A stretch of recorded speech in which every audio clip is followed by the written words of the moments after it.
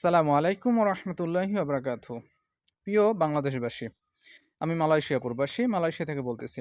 আপনাদেরকে আন্তরিক শুভেচ্ছা ও মোবারকবাদ নতুন স্বাধীনতা এবং স্বৈরাচার মুক্ত বাংলাদেশে একটা বাংলাদেশ উপহার দেওয়ার জন্য।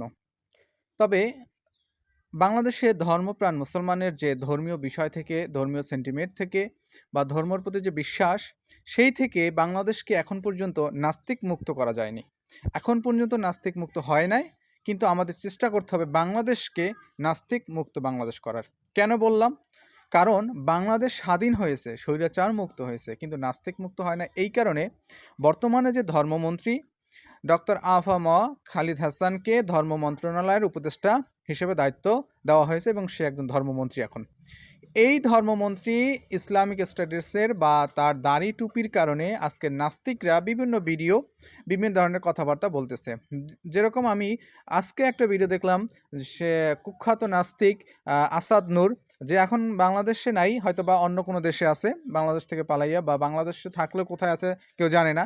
সে ওই মাঝে মাঝে ওই ফুকুত করে একটু ভিডিও ছাড়ে না মানুষদের। এতদিন যে রক্তক্ষরণ হয়েছে, ছাত্রদের আন্দোলন হয়েছে, ছাত্ররা মারা গেছে, শহীদ হয়েছে আমার ছাত্র ভাই বোনরা, কত যে মায়ের বুক খালি হয়েছে, কই এই বিষয়টিকে এই এই সময়তে এই সময়ের যে এই যে মুক্তিযুদ্ধ মানে দ্বিতীয়বার যে যুদ্ধ করেছে ছাত্র ছাত্রী ভাইরা, কই তখন তো এ নিয়ে তো কোনো ভিডিও আমি ওই নাস্তিকদের দেখি নাই।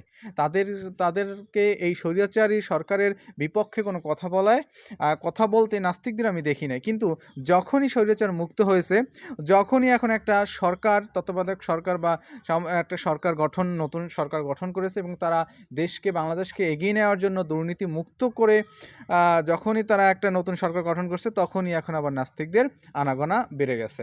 আজকে যে ভিডিওটা দেখলাম, তার চুলকানি হচ্ছে, সেটা হচ্ছে আফামা খালিদ হাসানকে নিয়ে। সে একজন মোল্লা, তাকে জঙ্গিবাদ বলে গালি দিয়েছে এবং সে হেফাজতি ইসলামী আন্দোলনের এরকম নানান ধরনের জঙ্গি গোষ্ঠী হ্যাংত্যাং বলিয়ে একটা ভিডিও দিয়েছে আসাদ নূর, কুখ্যাত নাস্তিক, যার মুখের ভাষা বাংলা মানে দুনিয়ার কোনো জানোয়ারের সাথেও যদি তার মুখের ভাষা বা তাকে তুলনা করা হয়, তাহলে ওই জানোয়ারকেও ছোট করা হবে, মানে সে তার চাইতেও এতটা নগণ্য। আর সেটা তো স্বাভাবিক, নাস্তিকরা তো নগণ্যই। কারণ যে আল্লাহ বিশ্বাস করে না, যে খোদা বিশ্বাস করে না, সৃষ্টিকর্তা বিশ্বাস করে না, সে মূলত চতুষ্পদ জানোয়ারের চাইতেও খারাপ। তো আমি যেটা বলতেছি, বাংলাদেশের জনগণ, আপনাদেরকে আহ্বান জানাচ্ছি, অবশ্যই বাংলাদেশকে নাস্তিক মুক্ত করতে হবে, নাস্তিক মুক্ত করতেই হবে ইনশাল্লাহ। কারণ মানুষ কেউ না কেউ ধর্মের উপর আছে, কেউ ইসলাম ধর্ম, কেউ হিন্দু ধর্ম, বৌদ্ধ ধর্ম, কেউ না কেউ সৃষ্টিকর্তা বিশ্বাস করে। ঠিক আছে? এবং বাংলাদেশের বড় একটা পার্সন, যেখানে 92 থেকে মানে 95-92 ভাগ মুসলমান, আহ, সেই রাষ্ট্রে নাস্তিকদের এত আনাগোনা তো থাকার কোনো প্রশ্নই আসে না। আর সেই মুসলমানরা কিভাবে সহ্য করবে?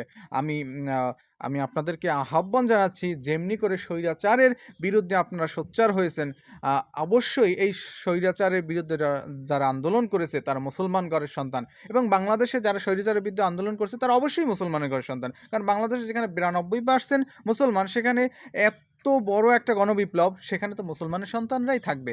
সেখানে হয়তোবা গুটি কয়েক মানে কয়জন, অল্প কয়েকজন হয়তোবা ওই যে সুশীল সমাজ বলে আমরা যে নাস্তিকদেরকে দেখি, বা সাংস্কৃতিক জোট বলে যাদেরকে দেখি, যারা প্রকাশ্যে নাস্তিক না কিন্তু অন্তরে নাস্তিকতা লালন করে, যাদের কথাবার্তায় মানে বামপন্থী যারা বলি, তারা গুটি কয়েক ছিল।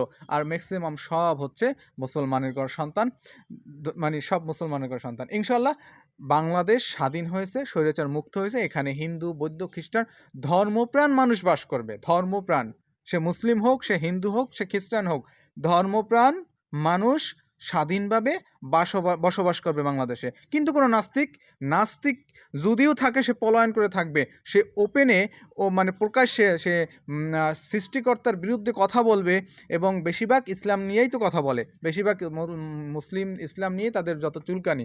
তো এই নাস্তিকদের বিরুদ্ধে সময় এসেছে। আমরা দেখেছি ফ্যাসিবাদী সরকার নাস্তিকদের পক্ষে অনেক সবসময় থাকতো, হয়তোবা জনগণের বিরুদ্ধে যাবে, জনগণকে ঠান্ডা করার জন্য অনেক সময় নাস্তিকদেরকে মানে বোরকা পরাইয়া বিদেশে পাঠাই দিত বা কোনো জায়গা গুপ্তচর হিসেবে কোনো জায়গা লুকাই রাখতো, কিন্তু তাদেরকে শাস্তি দিতে আমরা দেখি নাই ফ্যাসিবাদী সরকারকে।